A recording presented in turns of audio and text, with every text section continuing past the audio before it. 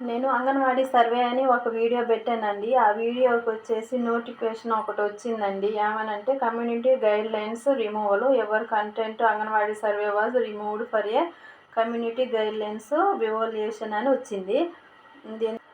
అందరికీ నమస్కారం అండి. నేను అంగన్వాడీ సర్వే అని ఒక వీడియో చేశానండి. ఆ వీడియో అప్లోడ్ చేసినప్పుడు నేను అంగన్వాడీ సర్వే మేము రికార్డులలో ఎలా సర్వే చేసాము, మరియు అలాగే దాన్ని మేము ఆన్లైన్లో యాప్లల్లో ఎలా ఎక్కిస్తాము అనేది నేను ఒక వీడియో చేసి పెడదామనేసి ఆ రికార్డు ఓపెన్ చేశాను. ఆ రికార్డులో మొత్తం మేము పెన్సిల్ తోటే రాయటం జరుగుతుంది.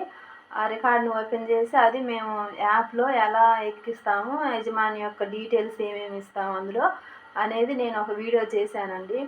ఆ వీడియోని అప్లోడ్ చేద్దామనేసి చేసేసాను. అప్లోడ్ చేసిన తర్వాతకి వచ్చి అక్కడ నేను చేసిన థంబ్నెయిల్ ఏమని పెట్టినా అంటే అంగన్వాడీ సర్వే అని థంబ్నెయిల్ పెట్టా.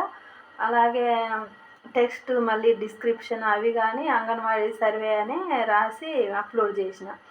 అయితే తర్వాత నేను ఒక గంట తర్వాత చూస్తే నా థంబ్నెయిల్ అది మొత్తం ఫోటో అనేది అసలు పోయింది. అంగన్వాడీ సర్వే అనేది ఒకటి ఉండి టర్మ్స్ అని ఏందో కింద పడి ఉన్నది.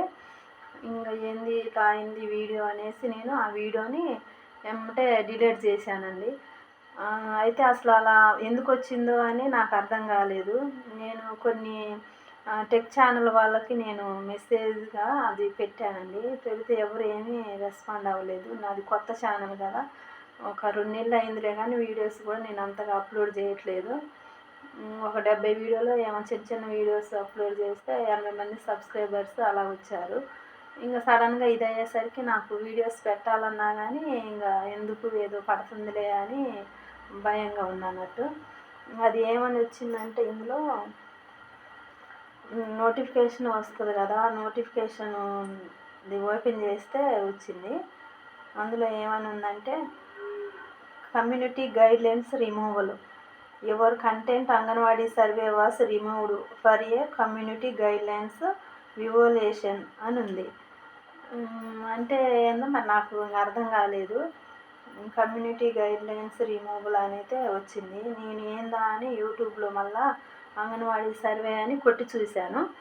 అంగన్వాడీ సర్వే అని సెర్చ్లో యూట్యూబ్లో సెర్చ్ చేస్తే అంగన్వాడీ సర్వే అని వేరే ఆమె అంగన్వాడీ సర్వే అని ఒక టెక్స్ట్ అదే పెట్టి టెక్స్ట్ డిస్క్రిప్షన్ అదే పెట్టి చేసింది.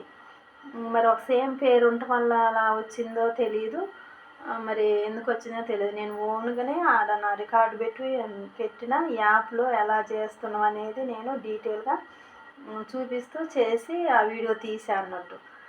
ఆ వీడియోని అప్లోడ్ చేసిన.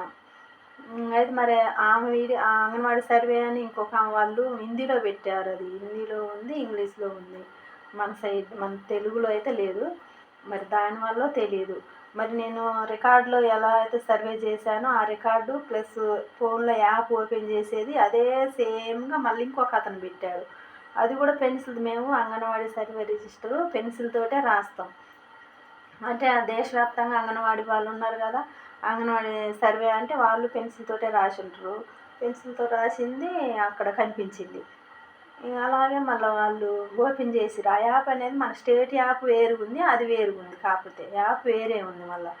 మరి దానివల్ల నా అంగన్వాడీ సర్వే అనేది మటుకి థంబ్నెయిల్ వాళ్ళు టైటిల్ పెట్టడం వల్ల నాదేమన్నా ఫాల్స్ అయ్యి ఇలా వచ్చిందా అని నాకు ఏం అర్థం కాలేదండి. అందుకని నేను వీడియోస్ పెట్టాలన్నా కానీ ఏ వీడియో పెడితే ఏమవుతుందో అని భయంగా ఉండే.